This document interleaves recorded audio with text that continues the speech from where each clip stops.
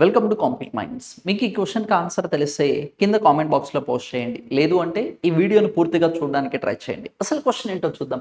According to the G Kishan Reddy, India's rank what in global coal resource అంటున్నారు. G Kishan Reddy గారు వచ్చేసి ministry of minerals and mining సంబంధించి మినిస్టర్గా ఉండడం అయితే జరిగింది. రీసెంట్గా ప్రెస్ బ్రీఫింగ్కి సంబంధించి చెప్పుకోవాలి అంటే ఇండియా వచ్చేసి 5th ప్లేస్లో ఉండడం అయితే జరిగింది. దేనికి సంబంధించి బొగ్గు నిల్వలకి సంబంధించి భారతదేశం ఎన్నో స్థానంలో ఉందంట? 5వ స్థానంలో.